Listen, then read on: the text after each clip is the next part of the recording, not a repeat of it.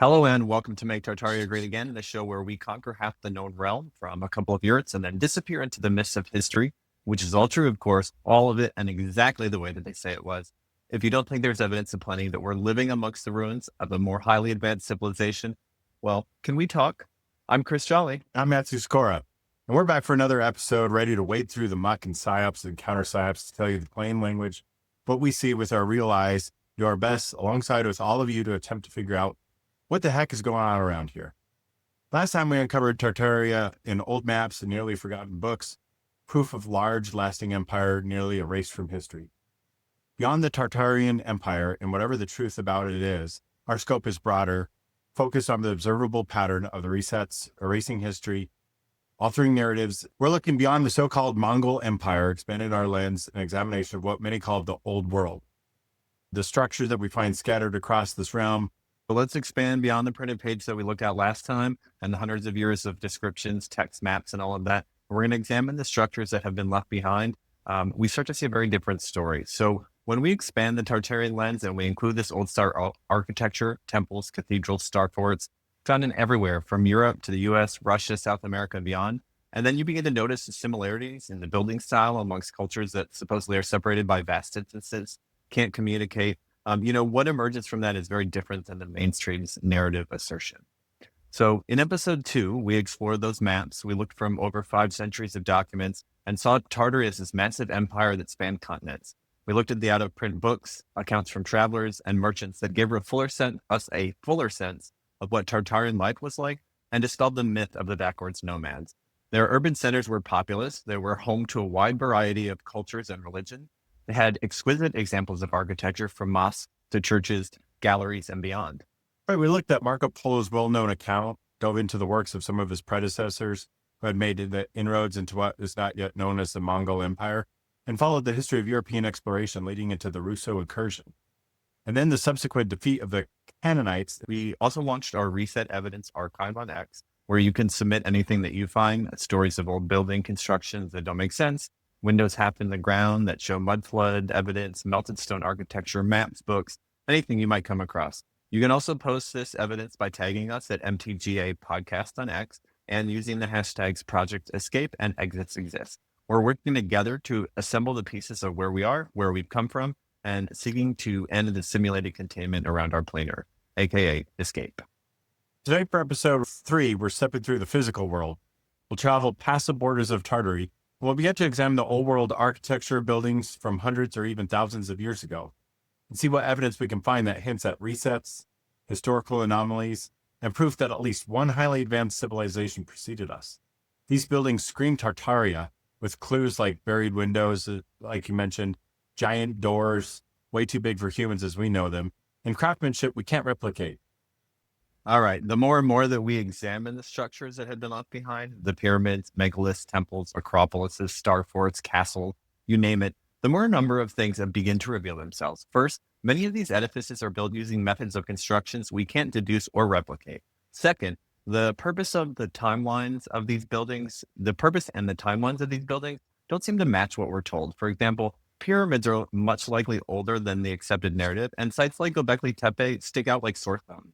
Third, it appears at some point there existed a one-realm civilization with united culture, as evident from matching architectural styles, symbols, glyphs, and even myths and stories. And finally, this civilization was wiped out in one or multiple resets. Right, now we're left with this nonsense cover story called history, where too many anomalies to ignore. The ruins of advanced civilizations scattered across the realm, the endless deceptions, and with your help, and using your eyes and ears and common sense, we're working to make sense of all of it.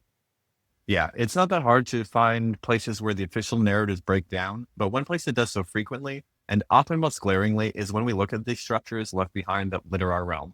To try and make sense of what came before, we've got to look at what they left behind with an unindoctrinated eye, drop our added postconceptions, and examine what we see and experience as it is. Then we have to speak about it as plainly as we can, in a way that's sensible, and increasingly in a way that encourages openness and inquiry and an expansiveness of mind. All right. When we start looking at these buildings that have been left around the realm, some of the Freemasonry and inherited and inhabited by banks, museums, and the arbiters of pedagogy. We're definitely moving beyond the more narrow scope of Tartaria as it references a past empire of nomadic Asiatic peoples, and into a more broad interpretation, what we like to call the Tartarian lens. We begin to examine these rules and relics from a sense of confirming the civilizations which preceded us were more advanced than we are. Exactly. Let us repeat once again, we don't believe that it is some yurt-dwelling warlords that were responsible for, say, the pyramids, castles, cathedrals, star forts found all across the realm. We're using Tartaria as a catch-all idea that whispers of resets, previous civilizations, perhaps even very different kinds of humans and animals, and see these large stone structures that have been left to us, some of the most convincing and obvious evidence that support these claims. Now, honestly, we could do a separate episode for each of the many different kinds of structures, from obelisks to pyramids to star forts, temples, cathedrals, and maybe we will just do that. But today, our overview will look more broadly at some of the questions and inconsistencies surrounding these monumental works, the stories we do or don't receive alongside them, and the absurdities inherent in the insistence that these structures were created by simple people with simple tools. Yeah, hammer and chisel go strike again, man. Seriously, though, when we start to examine these buildings, the findings, or the con structures, or big rocky things, whatever you want to call them, what we inevitably find is that they're scattered all across the realm. They take on many different forms. You've got the star forts, the cathedrals, whatever the heck was going on in World's Fairs, pyramids, fortresses, and so on, right? So the questions brought up by these relics and the fake and non-answers of historical narratives and scientific hocus pocus, as much as anything else we'll examine, brings into clear focus that whatever preceded us was, at least in many ways, far advanced of what we have on the surface that we use today. The historical hilariousness that people less advanced than we are build these amazing structures we can't recreate today is a logical absurdity that disappears even with the most modest application of common sense. Today, the main types of structures we'll be looking at are pyramids, cathedrals, star forts, temples, and megaliths. And finally, what looked like to us and others as possibly the remains of stone or brick buildings that have been melted or vitrified in some sort of extreme heat event.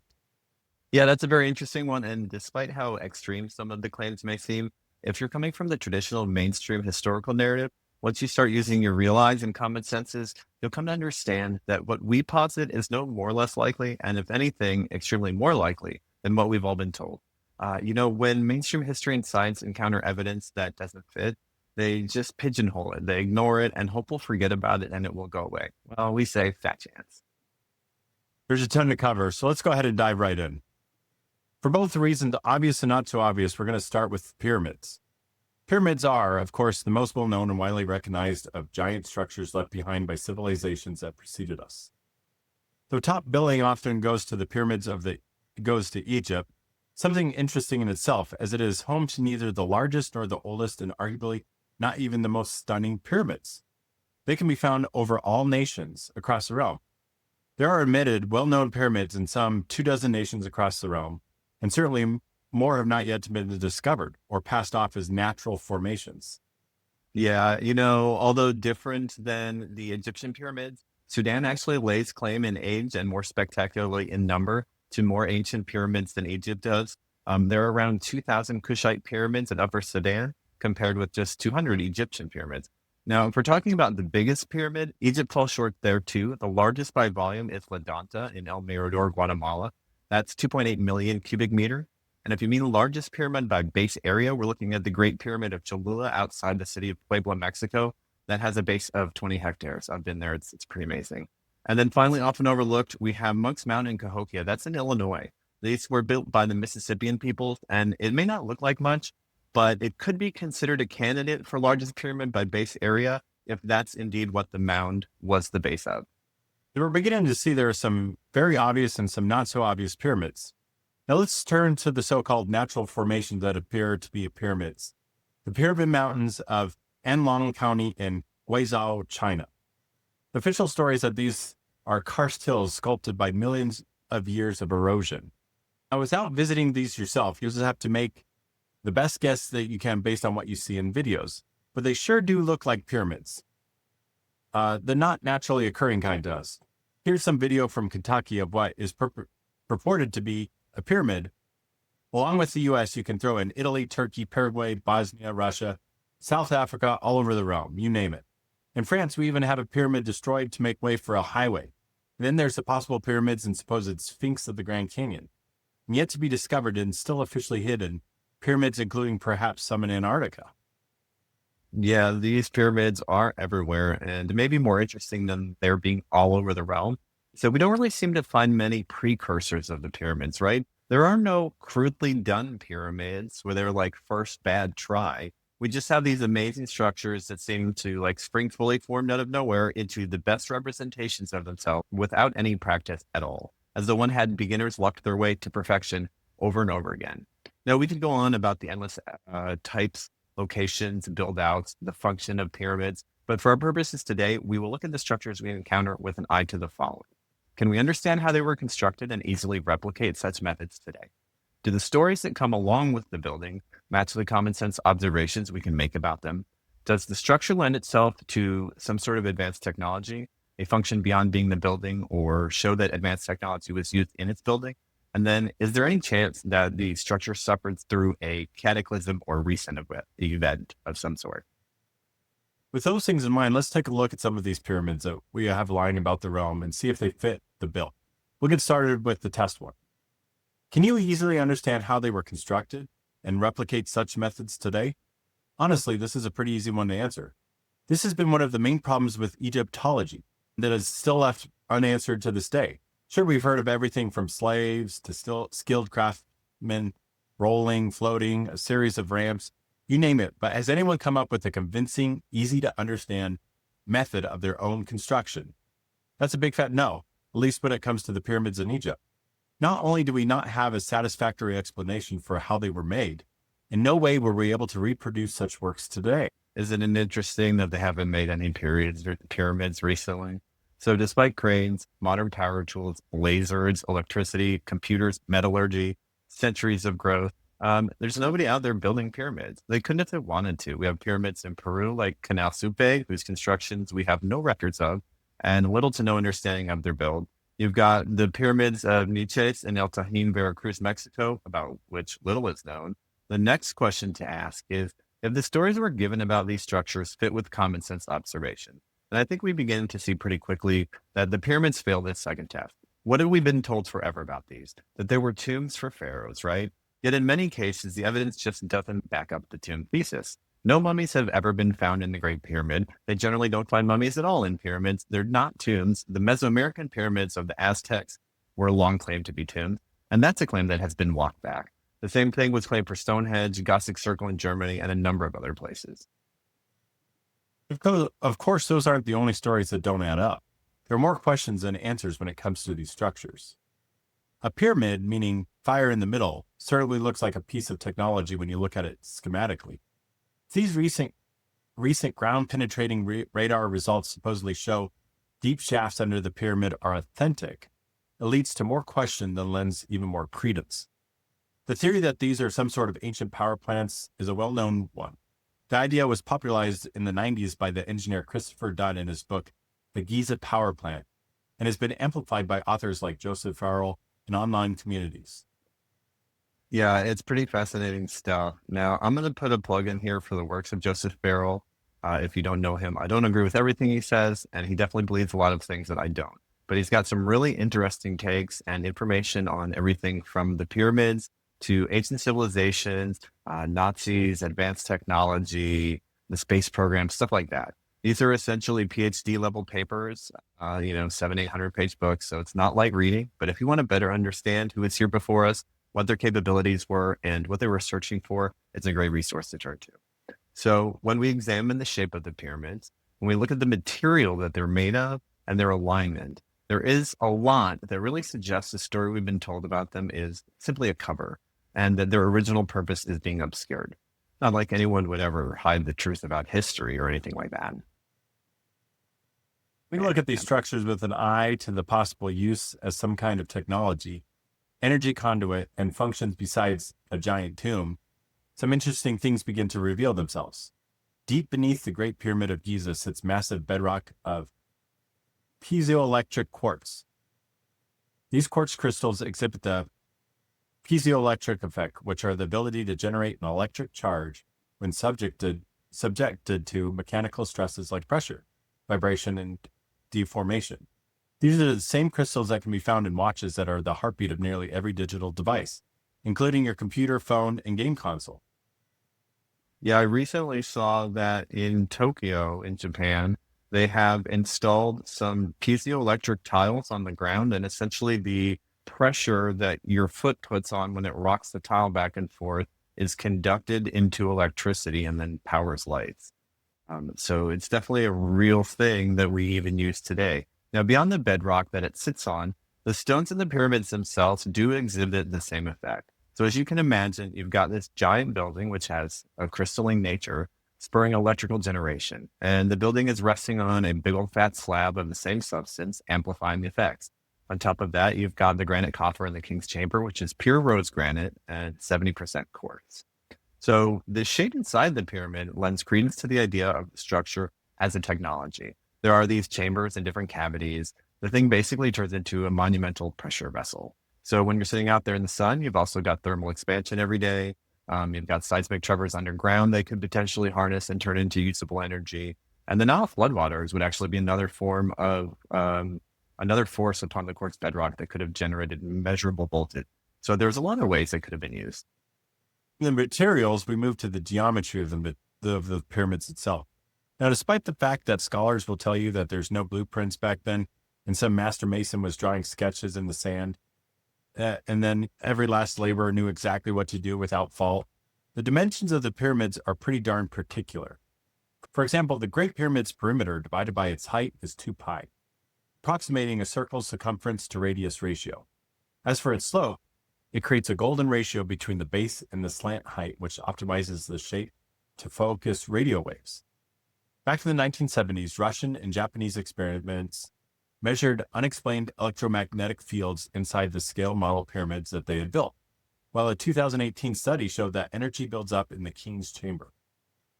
All right, so far what we've got is this. We don't know how the pyramids were built. We can't make anything like them today. What we can observe with our eyes and the story that we're told about these structures don't seem to match. In fact, did you know that up until the 1500s, the pyramids don't even appear as a feature on maps of Egypt? So there's plenty of evidence that the pyramids are some sort of power plant or technology beyond being a tomb, and also that advanced technology was used in their building. This will bring us to our last test. Is there evidence that the pyramids survived some sort of cataclysm? Now, of course, the mainstream narrative will tell you no, but we know we're not going to get the truth from them, so let's dig a little bit deeper. First, we know that both the pyramids of Giza and the Sphinx next to them were at least partially covered in sand. The Sphinx itself was excavated in stages, most notably in the given year 1871, supposedly spearheaded by Giovanni Battista Caviglia, an Italian explorer and navigator and a pioneering Egyptologist, so we're told, who played a key role in 19th century excavations in Egypt. Now, this excavation revealed the chest, and a second one in 1887, led by Emile Barrés, came all the way down to the pause. In total, over 40 feet of sand were removed. That's enough to cover most houses 3 times over. So was this all just the buildup of natural processes, as they tell us? The pyramids sit high on a plateau, so we're told they needed only 10 to 30 feet of digging out. Their sand covering is also claimed to be part of the natural process. Beyond the sand, speculation of tide marks on the pyramids suggests 2 things. First, the pyramids may have survived a catastrophic flood. Some suggest that there was a water line some 240 meters up the pyramid. Detractors to this theory suggest that it's too high for the post-Ice Age flood. Of course, dismissing it this way also doesn't explain what it is we're looking at, not if the evidence of a flood. If we're looking at evidence for a flood, it suggests the second thing. The pyramids would be way older than we're told, as they must have been around since before the Great Flood. This is one reason why some theorists claim that the pyramids are 10 to 12,000 years older or more. That, coupled with the possibility that pyramids were aligned to the Orion constellation as it was around the same time, lends credence to this theory. Yeah, now here are the thoughts behind the pyramids as waterlogged survivors of some long ago flood.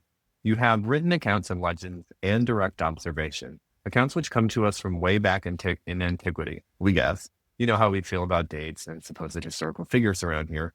At the same time, we can really only start with what we're given. So I'm going to butcher the name, but supposedly in the given year 1400, Egyptian historian Sheikh al-Din Ahmad Ab al-Ak Makariz compiled stories about the pyramids in his work, The Plan of Cairo.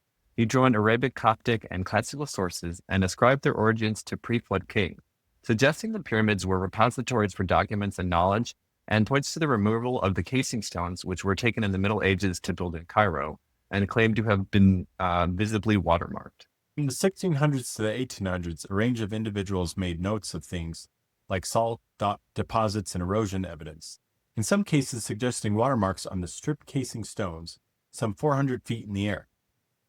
Frenchman Benoit de Mailly, writing in 1732, described salt inside the pyramids as sea-derived. The salt incrustation is an interesting bit, as within the Great Pyramid's chambers lies of salt about an inch thick recovered during the 19th century explorations. Chemical analysis did indeed reveal that at least some of the salt came from the ocean, implying that the flood or groundwater is approximately 240 feet up. And finally, you have things like erosion patterns on the lower course of the Khafre and Great Pyramids, which appear as wave-like undulations and pitting, as well as evidence such as small shells and fossils of sea creatures found in the temple stones, suggesting that Giza Plateau was once the Giza Lagoon. Yeah, I don't know about you, but usually seashells aren't hanging 240 feet up in the air. Okay, so Matthew, the bottom line, at least to me, is that the story we're told about these structures, their purpose, their age, who built them, and how is all highly suspect. The answers pose as many problems as they solve, and as we see, they fail these common sense tests we put before them. Now, I know we've just looked at the Egyptian pyramids here, but one thing I want to make a real quick note of is that it certainly seems like these supposed disparate cultures, the Americas, Middle East, Asia, the Mediterranean, all over this realm, were connected in some way, because whether it's the pyramids or other constructions, the records and drawings left behind, as you can see in these photos, they managed to stumble across some remarkably similar ideas, something to keep in mind for later. And finally, not giving credence to this one, but an interesting suggestion is that the pyramids were a sort of trap for nematoid reptilians who have a parasite that can take over a human host. If you know anything about the Black Eye Club, it ties into that one. You can have fun going down that rabbit. That one does seem a little out there. Yet whatever the case, what seems unlikely is that at least these giant works weren't built simply as temples and tombs. And evidence is abundant that both that something else was at play here, perhaps some high technology or magic. And now whoever built the pyramids has more advanced methods than what we have at our disposal today. From the pyramids, our examination now moves to the cathedrals, which in many ways are equally, if not more impressive than the pyramids. They leave you feeling just as nonplussed. Yeah. So now, as we examine the evidence that these buildings might have represented a form of technology, it's interesting to note the similarity between the word cathedral and the word cathode, which is the part in a battery that allows the power to flow out. In fact, the more that we examine the cathedrals of the realm, the more salient the idea that they had some sort of electrical function, whether energy generation, healing purposes, or something else entirely. But when you start to see things like how the patterns on the floor look like the patterns in a modern day circuit board, or all the spires, spikes, and the other curious features that seem to repeat all over these buildings, and in many cases have now been removed or covered up, it's pretty clear that something beyond a really nice church is going on here. Right. And if you look at the tops of these buildings, you've got what appear to be antennas and something that seems as though an electrical charge would pass over it.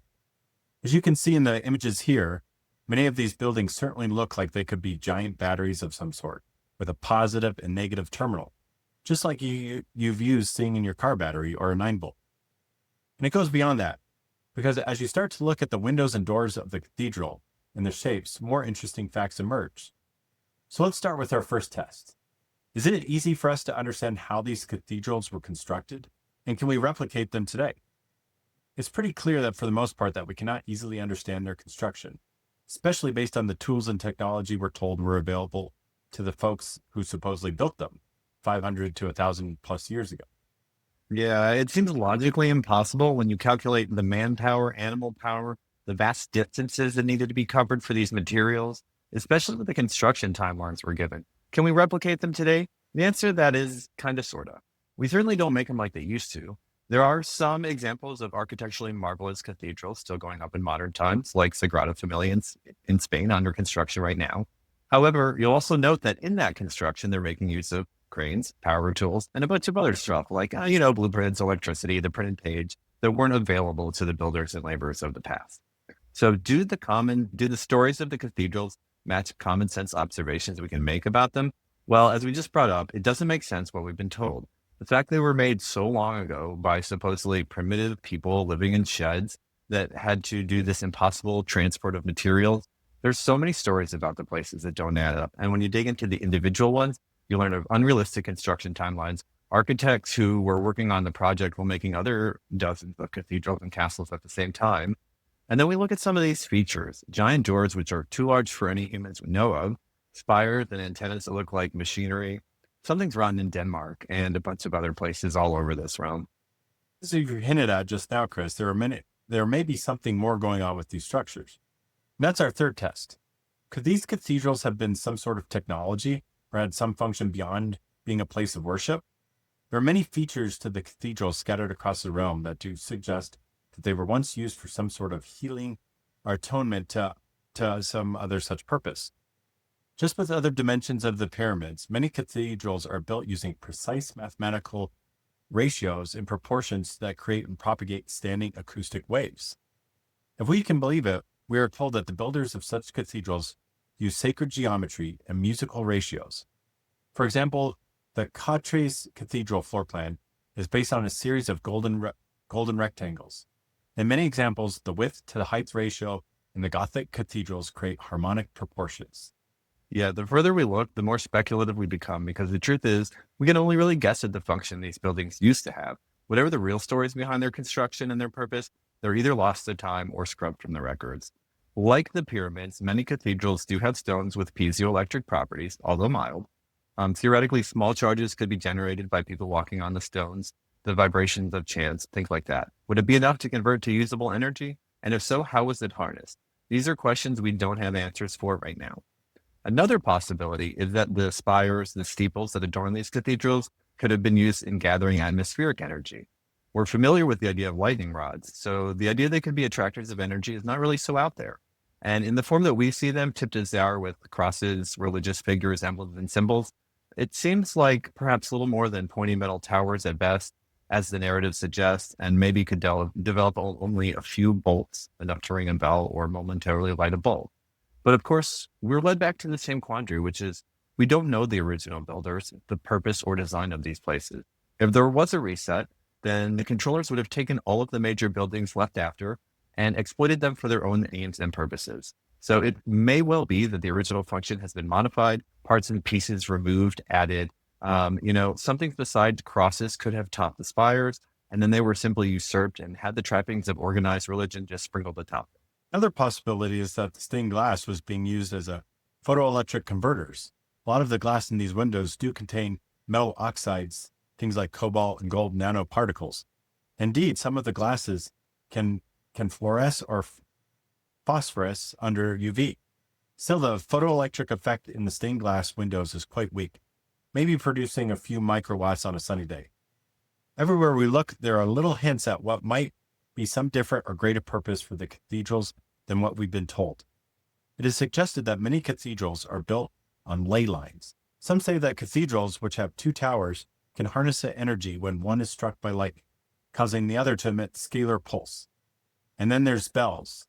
Why did they remove all the giant bells and melt them down? Why such a campaign to erase the instruments from the face of the earth? That's a whole other rabbit hole you could get lost in.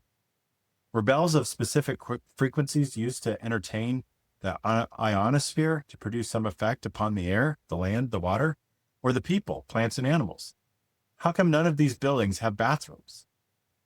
Yeah, that's a very interesting question. Maybe in the past they were so primitive they couldn't go to the bathroom. And that's another problem we run into when we try to discern what these massive structures were used for. We examine them from the frame of reference and the technology that we understand. But is it not possible that these people, who do definitely seem to us to be more advanced, at least in their construction methods, had a different understanding of what was possible and made of use of technologies we can understand? Again, all of this is magnified by the fact we don't know what shape these structures were in when they were founded by those who received gratuitous masonry. So while we might not have any definitive answers, I don't think it's a stretch to say that it's possible, even likely, that these structures had a different function than what we're told. And that brings us to the last of our 4 queries. Is there evidence that the cathedrals may have gone through a catastrophic event or reset? Let's start with the street level windows. The official narrative is that the streets of many cities were constantly raised. Like in Paris, for example, there were streets were lifted some 2 to 3 meters in the 18th and 19th centuries, so they tell us. Then there's Rome, which may have had some 8 to 10 meters of fill in places. And we're not denying in some cases this absolutely does happen, especially on the long enough timeline. What we're saying is that there are a lot of examples where the standard given reason doesn't hold water. Can this be expected to explain away the thousands upon thousands of buildings in this realm that share similar characteristics? If you haven't seen them before, here are some examples of the windows we're talking about.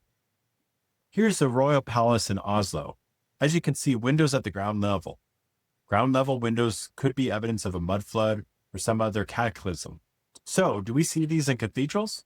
I think you know what the answer is going to be. At St. Isaac's in St. Petersburg, you see large arch windows 3 to 6 feet below ground level, almost like everything ever notable that ever happened. The cathedral was constructed in the given mid-1800s, supposedly completed in 1858. Conveniently, the surrounding streets were said to be deliberately raised some 5 or more feet in the next several years. Same story for Kazan Cathedral, also in St. Petersburg. Now, why you would make an entire cathedral and then plan to raise the streets 2 years later, I don't know. If you look at Siena Cathedral in Italy, you'll see the lower facade has bricked up doorways. The official narrative is that a massive expansion was undertaken in the 1300s, which then came to a stop because of the Black Death. Those unfinished walls were incorporated into the current structure, and so they say the streets rose gradually over time. Same for the cathedral in Seville, Spain, where several side doors and windows rest below modern pavement. With the city occupied since Roman times, we're told there are 7 or more distinct street levels. Looking beyond weird windows, what else might hint at a reset? We find ourselves looking once again into the monumental time in the given 1800s, and there seem to have been endless wars, earthquakes, great fires, and other events erasing buildings and monuments and reshaping history. Old world buildings always seem to be in some of the main targets of any major conflict. If you want to erase the evidence of a previous civilization, using wars and natural disasters are pretty convenient pretexts to do so. There are so many that have sustained such treatment that we have to fly through them. But you've got Cologne Cathedral bombed in World War II, Reims in France bombed by Germany in World War I, Antwerp Cathedral in Belgium, Milan Cathedral, Italy, Coventry Cathedral in England, all particularly destroyed in World War II bombing campaigns, along with cathedrals in Dresden, Berlin, and the Roman cathedrals in France. And the destruction of these landmarks continues today. The Cathedral of Notre Dame famously caught fire, and the Nantes Cathedral in France went up in flames in 2020, a fire deliberately set by a refugee. They sure are burning down a lot of churches, and things are a little more murky with cathedrals than the pyramids as to whether they were left behind by an advanced civilization, if they suffered a reset, and what kind. Maybe in this one instance, the historical narrative is accurate. Maybe somehow horse and buggy people, largely illiterate, were doing these masterworks using just a hammer and chisel. Maybe, but we doubt it. Now, there's another form of masonry found all over the realm that deserves our close examination, and that's the star forts. These geometric marvels are pretty much everywhere, with precision cuts and alignments that some claim harnessed atmospheric energy. Star forts range from the fairly simple, like you can see in this photo here, or to the extremely complex, like this one, and everywhere in between, like the one we have here where I live in St. Augustine, Florida. Did you know there's even one under the statue of Liberty? So you can find star forts in Africa, Asia, Europe, South America. They've even got star forts in Australia. As for Antarctica, stop asking questions, peasant. Kidding. But seriously, right now, we just can't say. Briefly, here's what we can say about star forts. They are at least what we're told and what we can say about them. Star forts, so called for their shape, are known as bastion forts, as they appear to pop into the timeline in the given late 15 to 1700s. As you mentioned, these structures are found all over the realm. They seem to spring into being nearly fully formed, with none of these crappy early practice star forts littering the landscape. These things just sprout up all over the place, including locations that were barely surveyed and had terrible working conditions. Some of them are awesomely complex, like Fort Bortrange in the Netherlands, or Almeida, Portugal. Now, officially, they are said to have sprung up in the response to the French invasion of the Italian peninsula. Traditional fortifications supposedly proved no match to the French's new cannons and armaments. The star shape was adopted to allow cover fire from multiple angles. The design said to be employed by Michelangelo, who, should be noted, lived for a time in the Medici Palace. Yeah. Now there's a star fort at Dry Tortugas in the Florida Keys, and to this day, it remains the largest stone masonry structure in the entire Western Hemisphere. Just look at this thing, Fort Jefferson.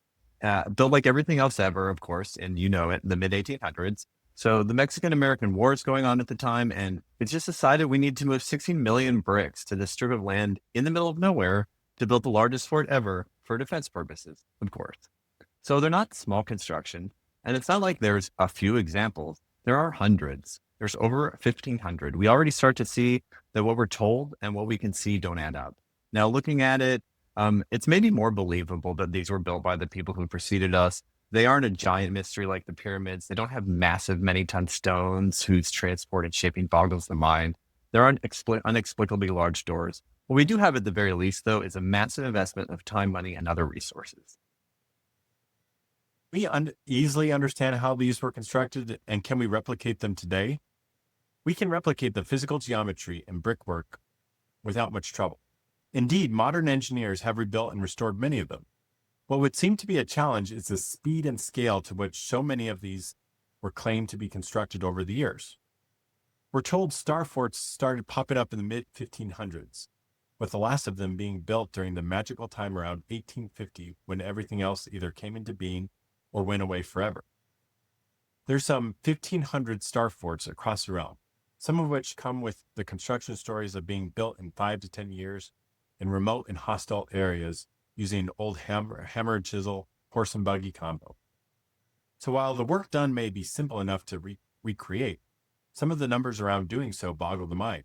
The amount of earth moved to construct Fort Booterrange, for example, was some 500,000 cubic meters of dirt moved for the moats and the ramparts.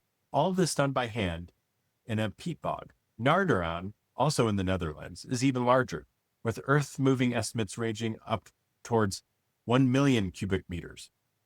Yet these numbers seem like they're mere child's play when we look at the Kronstadt complex in Russia, which required moving more than 10 million meters squared of ground, accomplished in freezing Baltic temperatures in the 1700s.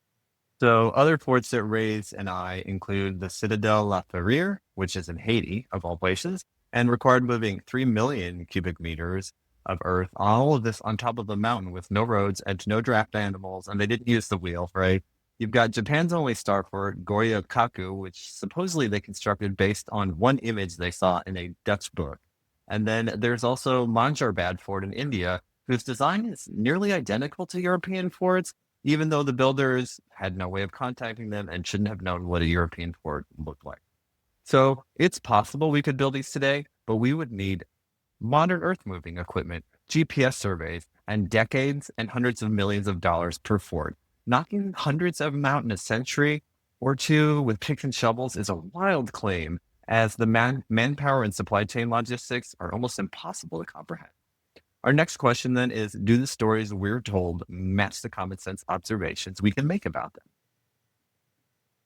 Answer is, unsurprisingly, it is usually not. Officially, it's pretty much stated that Sébastien Le Prestot de Vauban designed the perfect fort in the 1680s, and then everyone just copied him. He is called the father of the modern star fort and credited for France's near impregnability in the 18th century. In reality, nearly identical star forts existed before he came around, like the Palmovina in 1593, early Dutch and Italian examples, not to mention the design seemingly replicated in places that he had never influenced, like Japan, Siberia, Brazil, and India. So this is where it gets crazy and veers off into, trust me, bro, history. This guy was born to a poor family and given the year 1633, became a cadet in the French army, rose through the ranks as he proved to be a genius military mind. By the 1660s, he was designing and redesigning star forts. Ready for this? In a period of 40 years, we're told that he personally designed and upgraded more than 160 forts around France and its territories. Ready to do the math? That's one new fort every 3 to 4 months.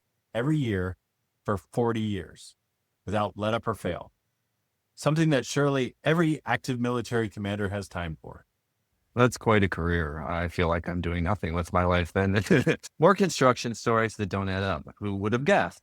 Plus, many forts are said to be built on virgin land, despite the fact that excavations routinely reveal there was something there before. And then there are forts like ones in Russia and America that have lower levels that display grand arched doorways, palace-like interiors, and large windows that have been bricked over. There's Peter and Paul Fortress in Russia. It has vaulted interiors and 60 feet high frescoed walls. The place looks like a Baroque palace. Now, they do say that it was a czarist residence before militarization. Etchings from the 19th century display lower levels partially buried, and it was excavated in the 1920s and 30s for tours.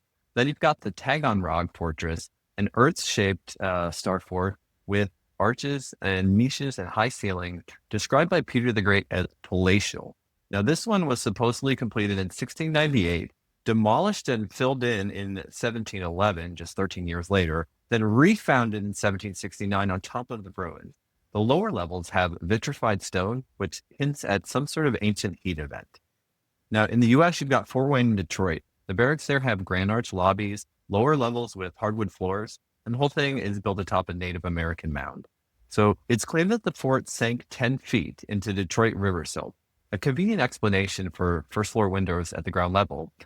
And then there's Fort Pulaski in Georgia, which has 1850s construction photos showing buried arches being excavated.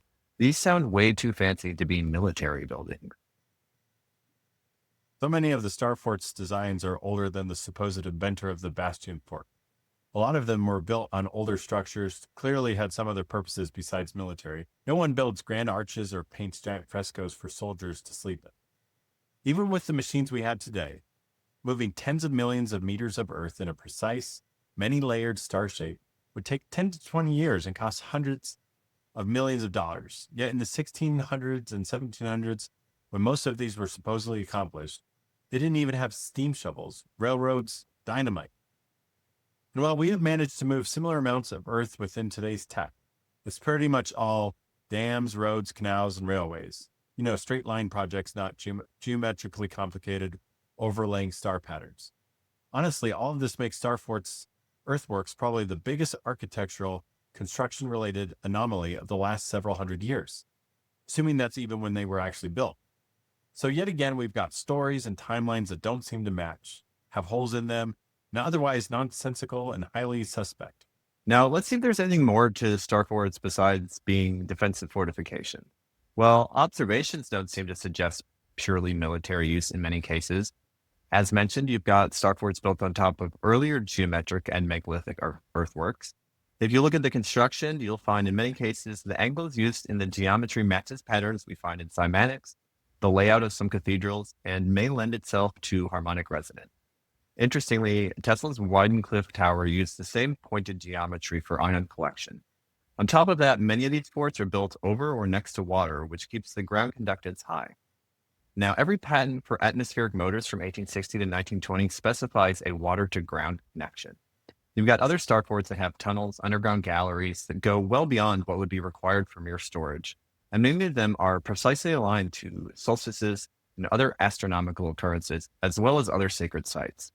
So a lot of the times you're looking at similar construction materials reflected in other purported Tartarian free energy theories, a mix of red brick, granite, iron oxide, the domes, metal spirals, all these speculative things that match early known atmospheric electricity experiments. Whatever they were used for before, right in that same magical time spot of the mid-1800s when everything either passed into or out of fashion, star forts were declared obsolete and converted to museums, parks, more or less quietly forgotten about. And like other old world buildings that were changed, that had domes and spires and other apparatus removed from them, repurposed with new and sanctioned stories and histories. Aside from the star fort apocalypse that happened with improved artillery, is there any evidence, besides the frequent and obvious shelling and attacks, that star forts have been through resets, disasters, or cataclysms? Here's what we find. Hundreds of star forts across the realm have first floors that were clearly buried. There are doorways you have to duck to step down into. Some ramparts show signs of earth liquefaction, conveniently described away as earthquake damage. But could it have been something more? Of course, the idea that it might have been direct energy weapons will still be poo-pooed by the mainstream, just as we've been doing so with the fires in California, Hawaii, and other places. The timeline, of course, is very convenient. Photography becomes popularized, better forms of warfare and armaments are invented, star forts fall out of favor and become relegated to memory. And then just a few decades later, a strangely large number of restored, which in many cases include digging them out from 6 to 12 feet of hardened mud and slip. Yeah, of course, the narrative is that this is normal and gradual burial of lower levels over the course of centuries. And they point to cities across the realm where the ground has raised 1 to 4 meters over a period of 3 to 600 years.